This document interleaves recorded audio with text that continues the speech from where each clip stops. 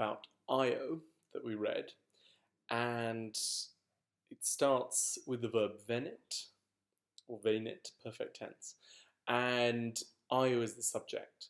So she came, and then et here. Now the word et means and when it comes at the beginning of a sentence or the beginning of a clause. If it comes somewhere else in a clause or sentence, it might mean also. So she came also, or she also came ad ripas. Now, a ripa is a common word that means a riverbank. So she came to the banks. Where, ubi? And then the verb, the next main verb here is solebat. Now again, that's a common word which you should learn if you don't know it already. Soleo solere, solitus sum. It means to be accustomed to doing something or to be used to doing something. This is actually a verb which we call semi-deponent because in most of its tenses, in the present, the imperfect, the future, it has active forms, like this one in the imperfect tense, solebat, she was accustomed.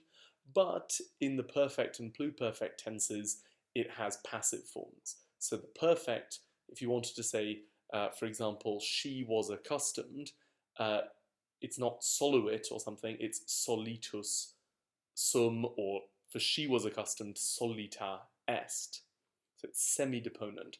And remember, there are 4 common semi-deponent verbs: faveo favere, fautus sum; audeo audere, ausus sum; and then gaudeo gaudere, gavisus sum; and then this one, soleo solere, solitus sum. So she also came to the banks where she used to or was accustomed to play. So ludere is to play, and then saiper means often. And then the phrase inacidas ripas is just an appositive. It's giving a bit more information about the banks. They are the banks of Inachus. So Inachus is a name, and Inacidus is an adjective that comes from it. So it means of Inachus, who is her father, Io's father. So she came to the banks, and so we have the letters Q-U-E at the end of the word, meaning and then we have ut. Now remember, ut plus subjunctive would be in a purpose clause, like in order to do something, or a result clause, like they were so tired that they went straight to sleep. But here, ut is followed by an indicative verb, conspexit. So therefore it means as or when.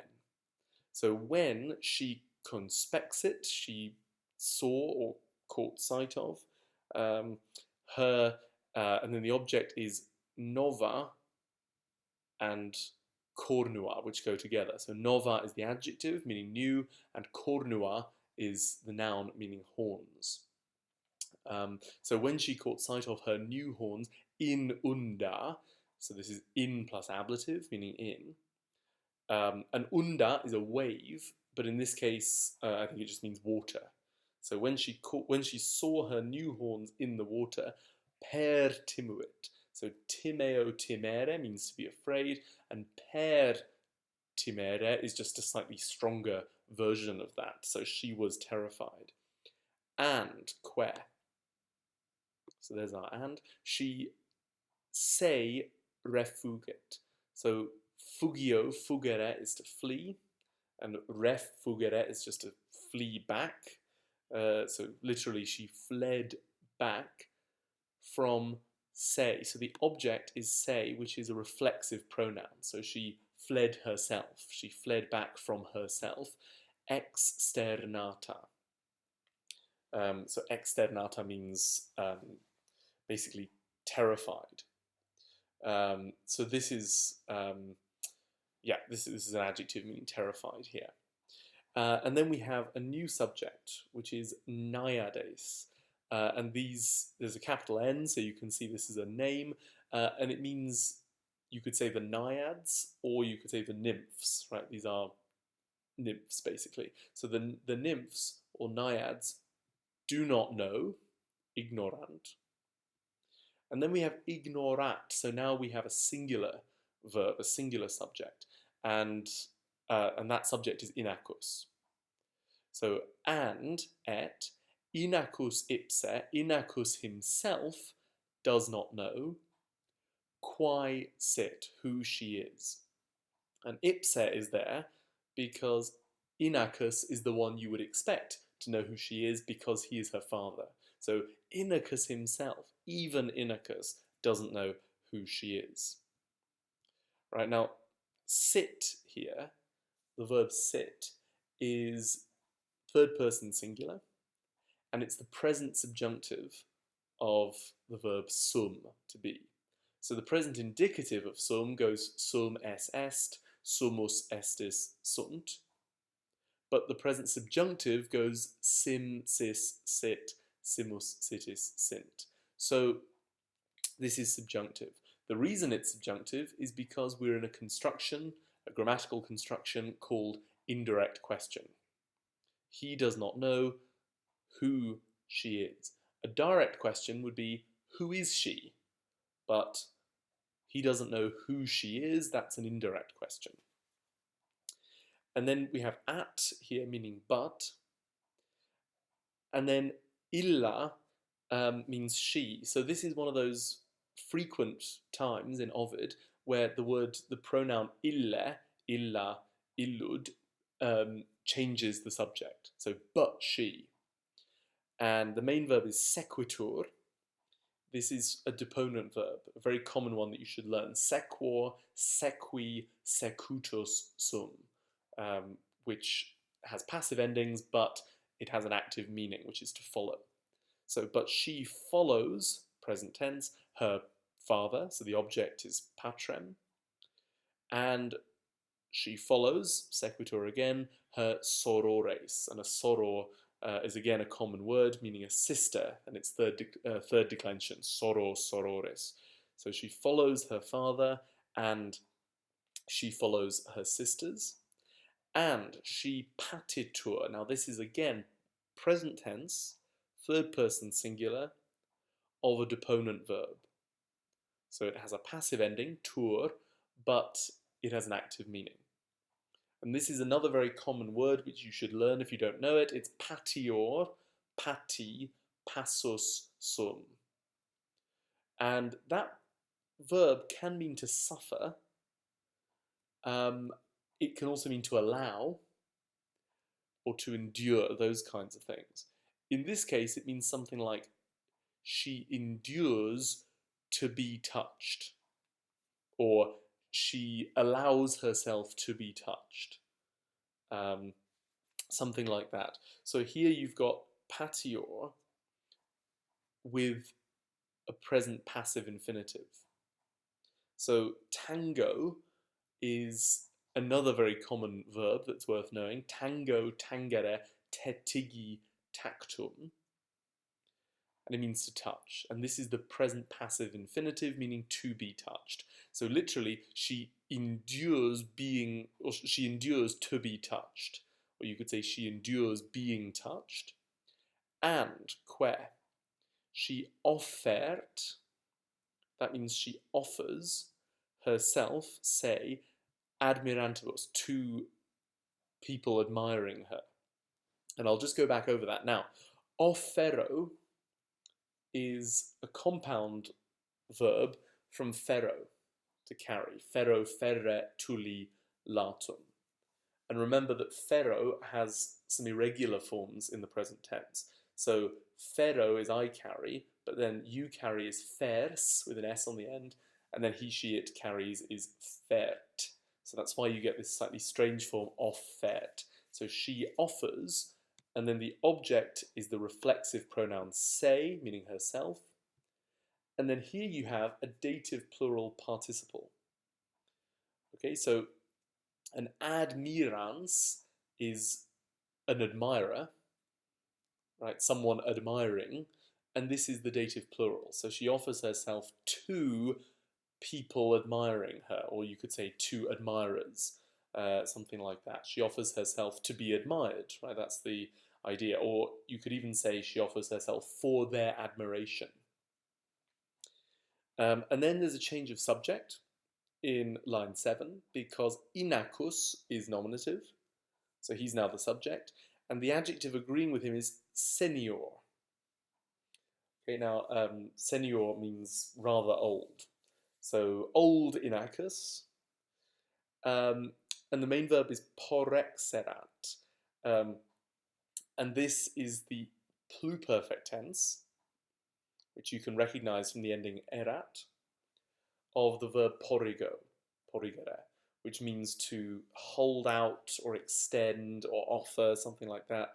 So old Inachus had held out or stretched out some herbas, some herbs, and the herbs, you can tell that's the object because that as, that's an accusative plural ending of herba, like puellas, and the word describing herbas, which you can recognize again from the ending, is de kerptas. Now this is a PPP. And here we have de carpo. So carpo is a verb meaning to pluck. And it's that's where the Latin phrase carpe diem comes from, which means seize the day, pluck the day. And so here de kerptas means having been plucked. So Inachus had stretched out, held out some plucked herbs, or literally having been plucked herbs. And then again, illa marks a change of subject back to io. So she, and then lambit, this is present tense of the verb to lick. So she licks manus, his hands. Not a single hand, because that would be manum, but manus, right, because this is a fourth declension noun. She licks his hands. And que, she gives, dat, that's the third person singular, present tense of do dare, meaning to give. So she gives, and the object is oscula. Okay, and osculum is a kiss, and this is it's neuter, and this is the plural, accusative. So she, just like bella from bellum. So she gives kisses to the palms or hands. So palmis is the dative plural, and agreeing with it is this adjective patris. Now, patrius is an adjective which means paternal or of the father, of someone's father. So therefore, it means her father's hands. Patriis palmis, to her father's hands. And neck means and not. And then retinet. Now, teneo, tenere is to hold. So retineo, retinere is to hold back. So, and she does not hold back. And the object is lacrimas. And a lacrima is a tear. And this is the accusative plural. So she does not hold back tears. Now, et here means and then si means if. Right? It's not a reflexive pronoun like it can be in some languages. It's the word meaning if. So if, and then the main verb is sequantur. And this is again from sequor, meaning to follow. But you can tell from the ending, the ntur, that it's third person plural.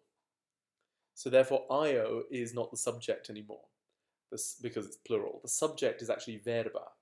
So if words would follow, and then modo means only, if only words would follow, if words would only follow, then she would ask for, oret, so oro orare, to ask for, to beg, to pray.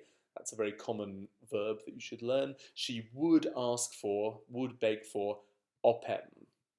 And that means help, third declension noun, so open. She would ask for help. That's the accusative. And you can see here both of the words here are subjunctive. So if it was indicative, you'd have orat and sequentur, but instead you have oret and sequantur. They're subjunctive because we're in a conditional sentence. So there's this unreal quality. If the words would come, then she would beg for help, but in fact, in reality, the words don't come. So you've got a sort of unreal situation, condition, and that's why the verbs are subjunctive. So if only words would come, she would beg for help, and she would loquatur. Okay, loquatur. Now, loquatur is another subjunctive, present subjunctive. If it were indicative, it would be loquitur. So we've got a subjunctive here because we're still in the conditional clause. And this is from another very common deponent verb that you should learn, loquor, loqui, locutus sum, meaning to speak or say. So if words would only come, she would ask for help, and she would say, loquatur, her name, nomen suum, her name, and her casus. That means literally her happenings, her situations. You might translate it here as her misfortune, something like that. So technically casus is plural, but I think we can translate it here as singular, her misfortune.